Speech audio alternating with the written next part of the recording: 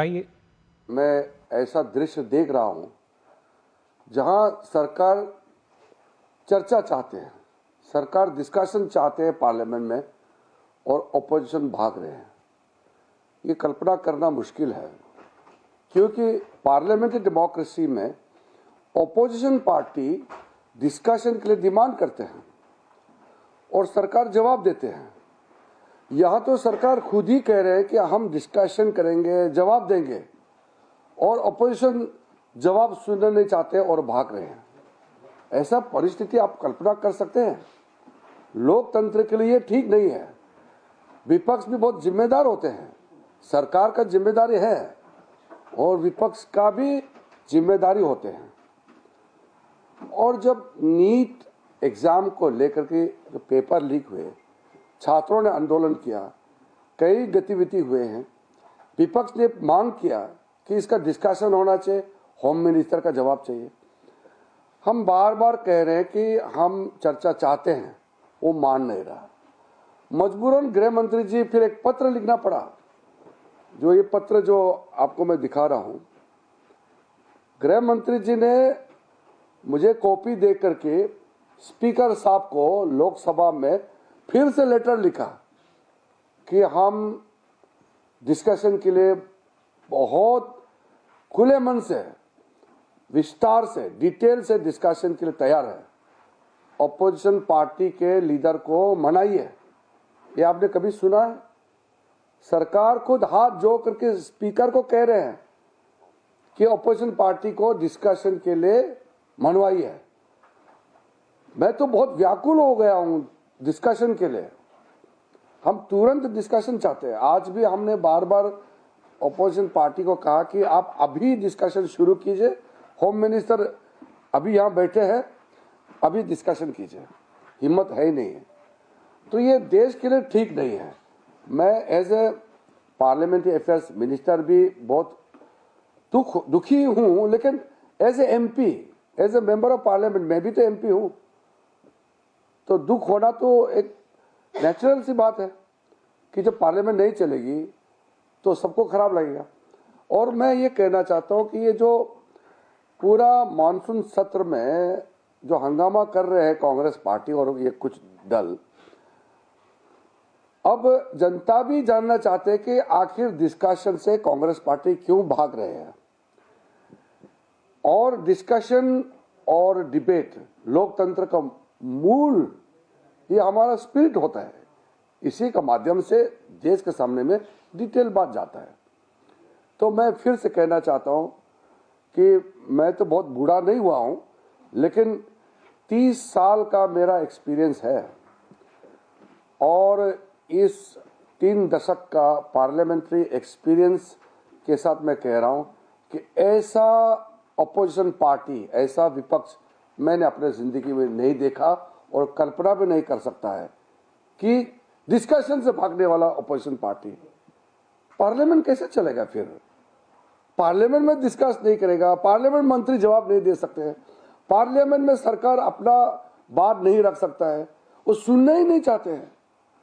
मतलब तकिया पकड़ के नाराबाजी करना एक नॉर्मल कर दिया है। अब तो कांग्रेस पार्टी के एमपी सोचते हैं कि उसका काम ही सिर्फ नारा लगाना, तकिया पकड़ना, गाली देना, यही काम रह गया। इसको नॉर्मल बना दिया है।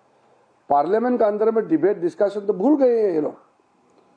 मैं कल्पना नहीं कर सकता हूं कि कांग्रेस पार्टी एक जमाने में बड़े पार्टी थे, लगभग 50 दशक से ज्यादा उन्होंने शासन किया इस देश को, और कांग्रेस पार्टी का ये हाल हो जाएगा, कल्पना भी नहीं कर सकते हैं।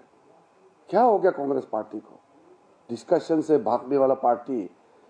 कौन विश्वास करेगा कि कांग्रेस इतना नीचे डूब जाएगा? ये हालत होगा कांग्रेस पार्टी, सोच भी नहीं सकते हैं। इसलिए कल आखिरी दिन है, हमने तो आज भी अपील किया है। मैं बहुत भारी मन, दुखी मन से कह रहा हूं, I am really frustrated that opposition party is running away from the debates in the parliament. Unthinkable, incomprehensible that in parliamentary democracy, opposition party is running away from the debate and government is insisting on full-fledged discussion and also the reply. So what will be the future of delimitation and women reservation bill then? वो तो मैं बात बताऊंगा वो विषय को. English में मैंने बोला ना. थोड़ा लंबा बोलिएगा. इंग्लिश हिंदी में बोला थोड़ा लंबा. Sir, you are saying only 1 day is there. हाँ वो नहीं. See, today as not only as a parliamentary affairs minister, I am also a member of parliament. I am extremely pained, disturbed and frustrated that it is first time in the history of parliamentary democracy that the opposition party is running away from discussion in the parliament. Otherwise, it is always the opposition which seeks the discussion and the government which tries to defer it. But here the government is too eager to place on record seeking discussion on the floor of the House, and the opposition party is running away. I have never seen such irresponsible opposition party which is not ready to come to the parliament for debate. They are interested only in shouting slogans, use abusive language, carries all those kind of very objectionable placards and banners and abuse the Prime Minister. This kind of politics, it is very theatrical politics, and it is very unfortunate to see that once upon a time Congress was a very respectable, very big all India pan party with full responsibility of running the affairs of the country. Today Congress is reduced to such low that it is not even ready to face the parliament, and they don't realize the basic responsibility of the opposition party, that is to question the government and seek reply from the government. Here is the Congress party and the opposition party who don't want any discussion on the floor of the House. I feel sorry for the young first-time members of parliament. Ever since they have been elected to this House, they have not seen any quality debate. They are not witnessing any high-level parliamentary exchanges on the floor of the House, because House is not simply able to run. So it is very unfortunate for the young MPs who have desired to become a great parliamentarian. We have seen how senior parliamentarians, even you all are senior people, I have seen parliamentary reporting also is an art. But if there is no discussion, what will you report? So you mentioned the letter also. This letter is written by the Honorable Home Minister, because after I have made my formal remarks on the floor of the House and giving our concurrence, government's willingness to discuss on the matter of NEET exam paper leakage.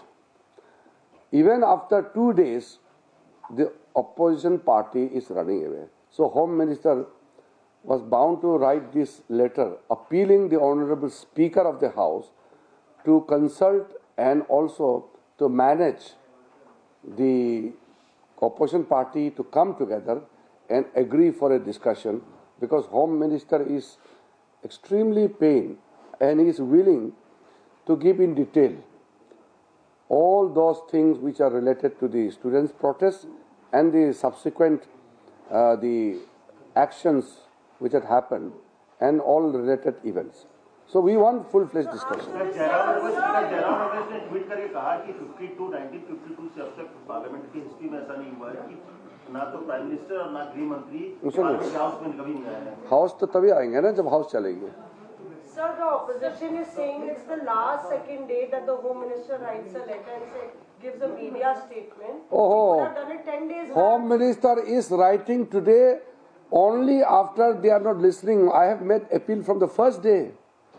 My appeal, I am the representative of the government as a parliamentary affairs minister. I am the person who is giving all the correct position of the government stand. I have informed the Business Advisory Committee, I informed the House that government is ready to have full-fledged discussion on exam paper leakage with regard to NEET. Only after the opposition is continuing to disturb the House, the Home Minister was bound to write this. This is out of compulsion he wrote it. Otherwise, what was required? It is not a question of the second last day. He wrote on the second last day because opposition is not coming forward for discussion and session is getting over. So that is why he has made a very desperate appeal actually. So, sir Rahul Gandhi साहब 3 बार मिले हो, आपकी बात हुई, उन्होंने क्या बोला, क्या आपको क्या लगा सर उनकी बातचीत से जब भी आप मिले? नहीं, पर्सनल हिंदी में बोल दीजिए। मैं बाकी राहुल गांधी जी से और बाकी विपक्ष के नेताओं से जो मेरा मुलाकात के बारे में मैं कल बताऊंगा। आज मैं बहुत भारी मन से गृह मंत्री जी ने ये पत्र लिखना पड़ा, इसलिए मैं आपसे बात कर रहा हूं अपना दुख जताने के लिए। आज क्यों 10 दिन पहले क्यों नहीं? लास्ट सेकंड डे क्यों? वही तो मैं कल बताऊंगा इसका। सर अभी जो सर विपक्ष कह रहा है कि आप डैमेज कंट्रोल कर रहे हैं, अमित शाह ने लास्ट सेकंड दे दिया है ये चिट्ठी, पहले क्यों नहीं? डैमेज कंट्रोल का मैं बात नहीं कर रहा हूँ, मैं कह रहा हूँ कि ये लोग हमने डिस्कशन के लिए अपील करने के बाद, एग्री करने के बाद वो मानते ही नहीं है। तब सेशन खत्म होने वाला है तो होम मिनिस्टर को मजबूर से ये पत्र लिखना पड़ा स्पीकर साहब को हाथ जोड़ के कि ऑपोजिशन पार्टी को मनवाइए। अध्यक्ष जी आपका कहने से ये लोग मान सकते हैं, आप बुला करके मनवाइए और चर्चा कराइए। ये होम मिनिस्टर साहब, संसदीय कार्य मंत्री किरेन रिजिजू जो कि बता रहे थे किस तरीके से लोकसभा राज्यसभा में हम कार्रवाई की बात करते हैं, मानसून सत्र की बात की जाए, विपक्ष की जो जिम्मेदारी थी उसको निभाता नजर नहीं आता। सरकार की जिम्मेदारी है एक सार्थक चर्चा हो, लेकिन उसमें अहम भूमिका विपक्ष की भी है। और उन्होंने कहा कि मेरा करीब 30 वर्षों का जो अनुभव रहा है, इस तरह का विपक्ष हमने नहीं देखा जो कि लगातार चर्चा से भागता हुआ नजर आता है।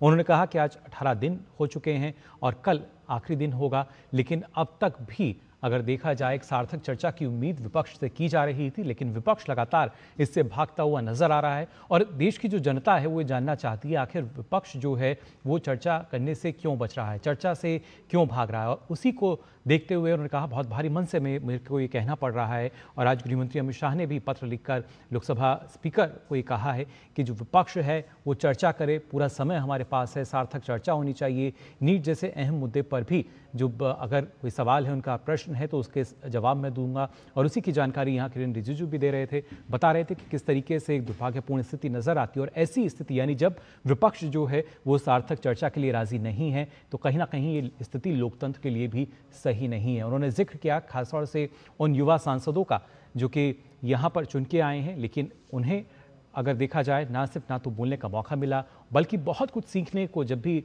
सत्र होता है बहुत कुछ सीखने को यहाँ से मिलता है।